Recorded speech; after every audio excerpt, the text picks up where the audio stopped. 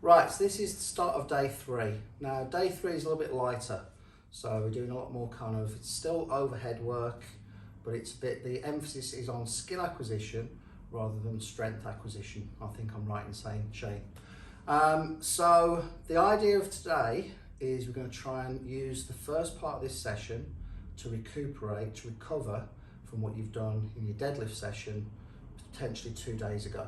So you'll probably find that today, you know, your hamstrings, your glutes, your lower back feels pretty beat up.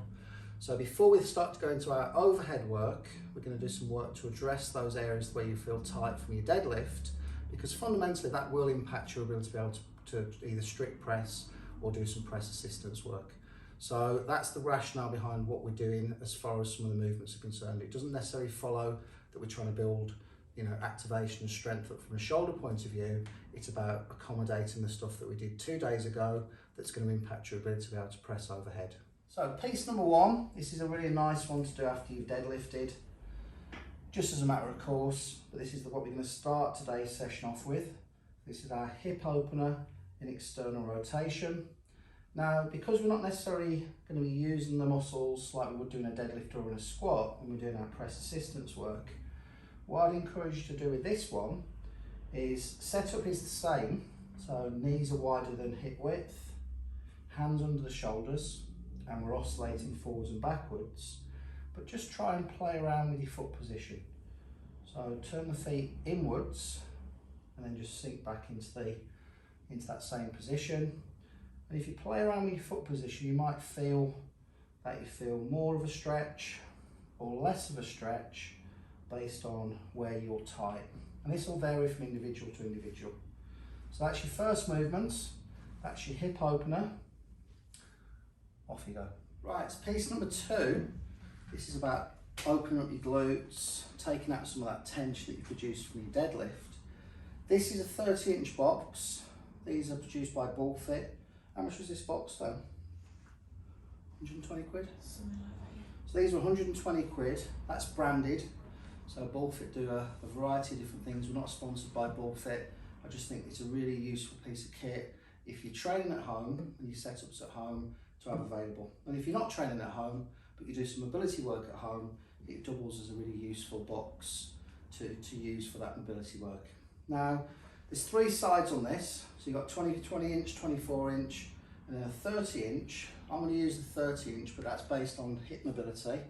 And then we're going to go into what we call a pigeon stretch. So I'm going to try and get my front leg, my knee down on top of the bench, and then I'm going to rock forwards and backwards. As I rock forwards, that increases the stretch into my glute. As I rock backwards, it takes the stretch off. Now, mobility work shouldn't be painful. It can be uncomfortable, but you should never be working into pain. If you're working into pain, that generally suggests there's something wrong with the muscles that you're mobilising or the joints that you're mobilising, and that's when you either get in touch with me or with your usual healthcare provider. So we're going to spend 30 seconds rocking forwards and backwards on the right leg, 30 seconds on the left leg, and as I talked about before, if you still feel like you're getting some usefulness out of this movement at 30 seconds, don't stop at that point, keep working through, and you can take this up to a maximum of about 60 seconds. So there's no time limits on this because we're not holding stretches, which is what reduces strength and power. We're simply rocking forwards and backwards to open up the hip joints and loosen off the effects of our deadlift day. Right, so this is now going to be about decompressing that tight, hot back after your deadlift day. And yes, it might have been 2 days before you get to this point, but for a lot of people, you know, that soreness that you feel post deadlift can persist for a number of days afterwards.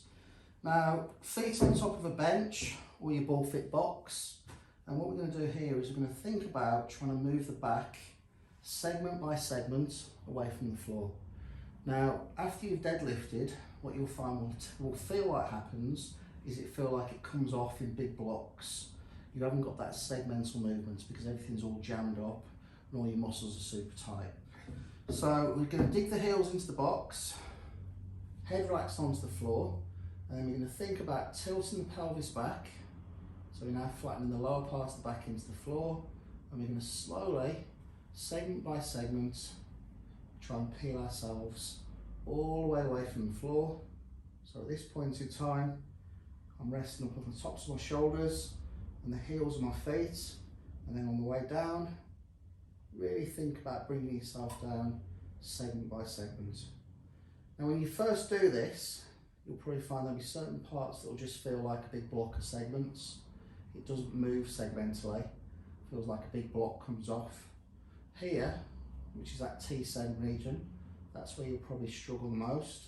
So a little bit more of a tilt, and then try and piece that down onto the floor segment by segment. That's one repetition. So one rep is up and down. 6 to 8 of those, and you should find that when you stand up, your back feels looser. There's more movement in there, but also you can express more strength and more power because the muscles have also been relaxed around those segments themselves. So that's piece number 3, I think it is, and that's your spinal roll up and your spinal roll down. Right, so those first 3 movements are all about helping you recovery from your deadlift day. We obviously now need to think about a bit of work for your shoulders, and we're going to go back into our 4-point kneeling with external rotation that we did during our log day. So hands over the shoulders, hips over the knees, raising yourself up onto the tips of the toes and onto your hands. So essentially you're in that position. Now, if you've got sore wrists and you've tried the wrist toolbox and there's nothing that's sort of alleviated problems there. In fact, is there a wrist toolbox? There's not a wrist toolbox, so ignore that. I'll put together a wrist toolbox, and you found that you're still getting some pain in your wrists when you're in that position. Come up onto your fists and just do your 4-point kneeling with external rotation onto your fists. What you need to make sure with your fists, rather than having them like that, you have them in the same position so that you can externally rotate through the elbows. So in either position, there or there, you're going to come up into your 4-point hold. And again, if you look at my forearms, notice how I turn those forwards as forcibly as I can. And we're going to try and hold that position for the full 30 seconds. Now, naturally, these will start to roll back. So you redouble your focus and you really try and focus on keeping those elbow pits facing forwards, which fires all the muscle around the back, which means that when you're in an overhead position, whether that's single arm with a dumbbell or with an axle, you've got everything fired up and everything creating good overhead stability.